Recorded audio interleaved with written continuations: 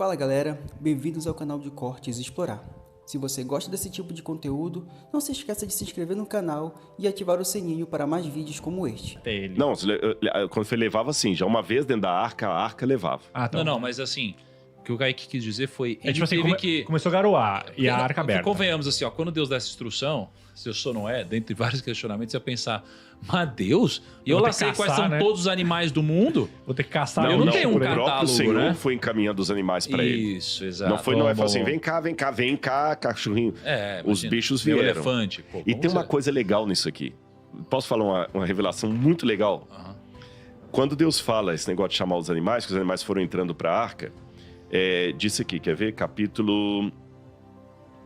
Só um minutinho, capítulo 7, versículo 1. Então o Senhor disse a Noé, entre na arca, você e toda a sua família. Esse entre na arca, no hebraico, é o verbo ba, ou bo, né? Dependendo da pronúncia, dependendo do modo verbal, é alguém que está dentro chamando. Isso a gente não tem em português. Tá vendo como é que na tradução se perde? Bo significa assim, Deus estava dentro da arca falando com Noé. Porque em português, se eu falo o seguinte, entra, eu posso tanto falar entra, eu tô do lado de fora do ambiente, eu falo assim, entra lá, Tiago, pode entrar. Entra. Ou se eu tô dentro, Tiago, entre. É o mesmo verbo. Em hebraico, não. O bo ou ba, a ideia desse verbo é alguém que está dentro convidando o que está fora. Então, quando Deus fala com Noé, entre na arca, a voz de Deus falava de lá de dentro. De lá de dentro. Legal, hein? E foi uma coisa muito sobrenatural, os animais vindo. Interessante, né? Os animais obedeceram mais à voz de Deus do que os seres racionais. Sim. Que loucura, né? E entraram. Porque o animal não tem arrogância, né? A arrogância é um pecado humano. O animal não, esse sentimento... O animal pode ser feroz, ele pode ser um monte de coisa, mas o animal não tem o sentimento do orgulho, da arrogância. O animal é animal. E assim que foram para dentro daquele edifício que ele construiu. Cara, que coisa. E aí ele construiu a arca. E aí eu queria que você explicasse pra gente, Rodrigo, um momento onde começa assim o pau a quebrar mesmo. Onde começa a vir água de cima, de baixo. Foi no mesmo dia, é uma coisa que vai, né? Só uma coisa também, que no filme também relata, tem todos os filmes relatam, não sei se aí também, que tipo assim, não poderia ter... tipo assim, é uma caixa no mar e vai embora. Não tem um leme, né? Não. Podia ter, né? Maria. Tipo assim... Porque o objetivo da arca, foi até bom você a colocar deriva, isso, né? a palavra hebraica, tebá, que eles traduzem como arca, tebá, é uma construção quadrática. Tanto é que o formato que você leu lá, né, 13 por 135, retângulo, mais, né? é um retângulo. A arca tinha esse formato aqui, ó. Tá certo? Ela tinha esse formato. Ela não era um barco. Quando eu era criança, tinha a arca do Zé Colmeia, que tinha aquele desenhozinho, né? Sim. Professor em escola de criança também mostra a arquinha bonitinha lá, tem brinquedo de criança. Não era um barco. Tanto é que a Bíblia não fala da barca de Noé. Arca de Noé. Arca, se você olhar, é uma canastra. É um baú. É uma caixa. Olha só. É a arca de Noé, não é barca de Noé. Então, o objetivo dela era só flutuar. Só flutuar. E diz a Bíblia que Deus, quando falou com Noé, entra, vem pra cá, Noé, entra, Noé entrou, os animais também vieram, demorou ainda 7 dias pro dilúvio cair. Deus ainda apelou até o último momento. Depois de 120 anos pregando, o povo rejeitando, Deus ainda deu um sinal miraculoso. Tá bom, vocês estão achando Noé um louco? Como você falou, né? Realmente construir um barco. Cara, se eu vejo um monte de bicho entrar, eu falo assim, cara... Exatamente. Tem Alguma um coisa negócio Livre, aí. espontânea vontade. E os bichinhos lá bonitinho. Vai pra outro Em 7 Sim, dias, isso aí. os bichos chegando e entrando lá. E o povo ainda não cedeu. Aí o próprio Deus fechou. Essa é outra coisa interessante, quando fala que depois dos 7 dias, quando a arca foi fechar, que é o capítulo 9, entrando para junto de Noé na arca, de 2 em 2, aqui tá melhor traduzindo, de 2 em 2, de par em par, macho e fêmea, como Deus havia ordenado. E aconteceu que depois de 7 dias, vieram as águas sobre o dilúvio. Vieram as águas do dilúvio. Essa ideia que Deus fala primeiro para Noé, entra, vem para cá, significa que se Noé entrou, a porta, de alguma maneira, tinha que ser fechada pelo lado de fora. Porque se Noé entra, ele vai com uma corda e puxa, mas tem que ser de uma pressão pro lado de fora. O próprio Deus fechou a porta. Por quê? Agora acabou. A porta da graça fechou. Talvez, quando as águas começaram a cair, muita gente começou a bater. A Bíblia não diz isso, mas é imaginável. No desespero, abre Noé. E talvez a tendência de Noé seria querer abrir a porta. Só que se ele abrisse, a água ia entrar e ia acabar com todo mundo.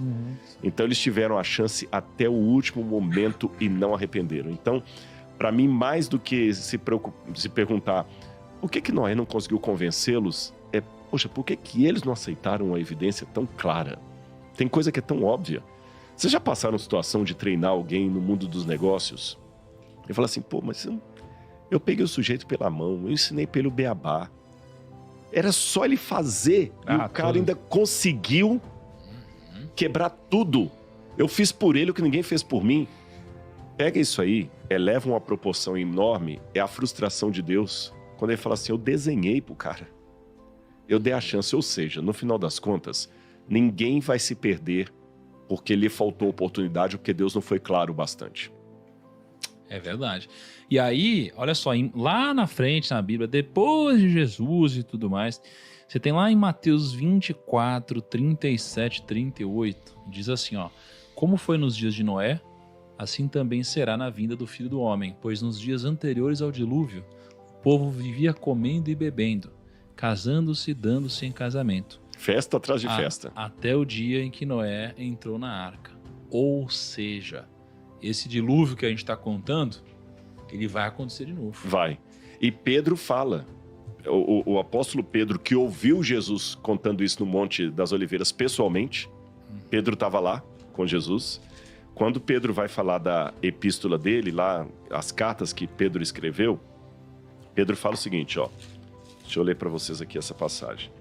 Pô, antes de achar, tem um monte de bilionário aí no mundo construindo bunker subterrâneo. Amigão, bunker e água não dá muito certo não, hein? Será? O cara tinha que estar construindo outra coisa. É que quando a gente fala que vai acontecer no dilúvio, é metafórico, né? Não necessariamente água. Pode ser essa guerra nuclear que tá iminente. É alguma coisa. Vai ser uma coisa terrível.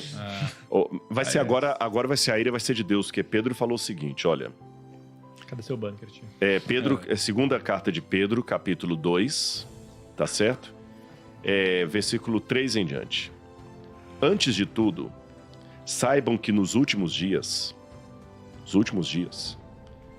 virão escarnecedores com suas próprias zombarias, andando segundo as suas próprias paixões, e dizendo, onde está a promessa da sua vinda?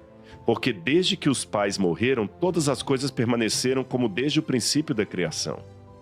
Acontece que de propósito esquecem que os céus existem desde muito tempo, e a terra surgiu da água, e através da água pela palavra de Deus. Com base nessa palavra, também o mundo daquele tempo foi destruído, afogado pela água. Pela mesma palavra, os céus e a terra que agora existem têm sido guardados para o fogo, estando reservados para o dia do juízo, da destruição dos ímpios. Há, porém, uma coisa, amados, que vocês não devem esquecer, que para o Senhor, um dia é como 1000 anos, e 1000 anos como um dia. O Senhor não retarda a sua promessa, ainda que muitos a julguem demorada. Pelo contrário, Ele é paciente com vocês, não querendo que ninguém pereça, mas que todos cheguem ao arrependimento. Porém, o dia do Senhor virá como um ladrão. Naquele dia, os céus passarão com grande estrondo, e os elementos se desfarão pelo fogo. Também a terra e as obras que nela existem desaparecerão. Uma vez que tudo será assim desfeito, vocês devem ser pessoas que vivem de maneira santa e piedosa, esperando e apressando a vinda do dia de Deus. Por causa desse dia, os céus incendiados serão desfeitos, e os elementos se derreterão pelo calor. Nós, porém, segundo a sua promessa, esperamos novos céus e nova terra, nos quais habita a justiça. Cara, sabe o que o Diego tinha que fazer? Ele tinha que... Narrar a Bíblia inteira. Narrar a Bíblia inteira. Caraca, pensamos igual. Substituir o Cid Moreira. Mas você sabe que eu gravei a Bíblia com o Cid Moreira? É mesmo? Tive esse privilégio. Ele fez uma uma versão da Bíblia em CD. Na verdade, era disco na época, um pendrive. E eu ia para o Rio de Janeiro várias vezes lá no estúdio e gravei com ele. Ele fez a Bíblia assim, ele fazia parte do locutor e ele pegava pessoas para fazerem vozes. Voz de Salomão, então Salomão disse. Ele falava, né? Aí eu fazia o Salomão fazendo oração. Você era Salomão? Eu fui Salomão. Caraca! Daí vem a sabedoria. Caramba, Aliás, deixa eu contar uma velho. coisa rápida do Cid. Aliás, Cid, se estiver assistindo aqui, um abraço pra você aí. Saudade de você. O Cid, ele contou que uma vez ele estava lá na casa dele e ele falou assim, cara, eu já peguei várias pessoas aqui como locutores, mas ainda estou precisando de algumas vozes. Eu quero voz diferente. Aí ele viu um sujeito trabalhando lá, né, no jardim. Ele me contou isso. Aí ele viu que o sujeito tinha uma voz boa e tudo, falou assim, meu amigo, você vai gravar a Bíblia pra mim, que a voz do Cid é impostada até pra falar normal, né? Aí o sujeito muito tímido, sou Cid Moreira, já ficou assim, né? Vendo o artista ali. Aí o Cid colocou ele no estúdio. Então, diga assim, que o texto que ele tinha que ler era faça como quiser. Vá, faça como quiser. Aí o sujeito ficou olhando assim. Vamos, faça como quiser. Estou aqui na casa do Dr. Cid Moreira, feliz da vida. E você que está me escutando aí agora da sua casa, ligue o rádio. O que você está fazendo? Eu só falou, faça como quiser.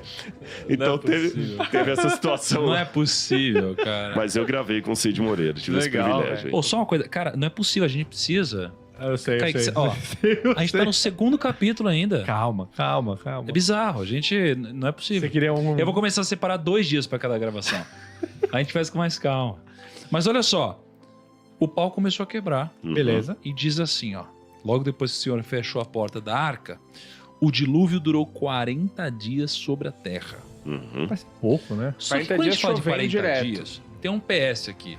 Tudo na Bíblia que é muito, eles falam que é 40.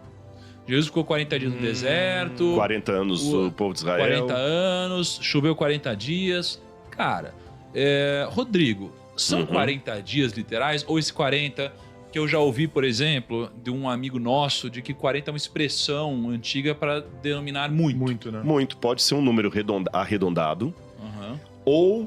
Ou outro significado também que alguns colocam, e eu acho que isso também é plausível.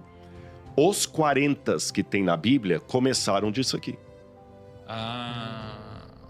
Entendi. Por muito tempo. Esse aqui foi literal, Certo. e a partir do momento que ele foi literal, ele se tornou símbolo de outras coisas. Mas 40? Mas Mas essa você fala que iluminação Jesus foi... ficou 40 dias no deserto sem comer? Ele pode ter E ficado beber? de propósito. Opa, na Índia tem muita gente que fica muito mais tempo Não, mas sem comer. comer sim, mas sem beber? Não, a Bíblia não fala sem beber. Só fala sem Só comer? fala sem comer. Fala jejuou durante 40 dias, teve fome. Não falou teve sede. Jejuou.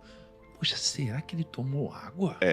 Cantilzinho, Quer dizer, eu penso assim, cantilzinho poxa, gelado aqui, um ó. ser humano não sobrevive 40 dias. Porque a Bíblia não fala em momento algum que Jesus teve sede. A Bíblia fala que ele teve fome. O diabo não tentou com água, Mas- tentou com pão. Mas será que não fala que ele não teve Faz sede sentido. porque ele era a própria palavra? Não, e, mas e quando- a palavra que... Não, mas quando Jesus encarnou, isso aqui é um pilar do cristianismo, da teologia, da cristologia. Jesus não se tornou mais ou menos humano, não. Jesus se 100%, tornou homem. A única diferença entre nós e Jesus é que Jesus não tinha pecado. Mas Jesus veio num corpo humano, um corpo que podia machucar, um corpo que podia tropeçar numa pedra, um corpo que podia pegar uma doença. Jesus, se tivesse num mundo aí... Pegar um resfriado. Ele podia pegar um resfriado, ele podia pegar Não, uma deve ter bactéria. pego um resfriado ao longo da Exatamente. vida. Mas Quando Só criancinha, do nariz, o essas bebezinho, coisas. ele teve cólica como qualquer bebê. Ele foi um homem de dores, semelhante a nós. Cara, então ele bebeu água no deserto. Na minha opinião, sim.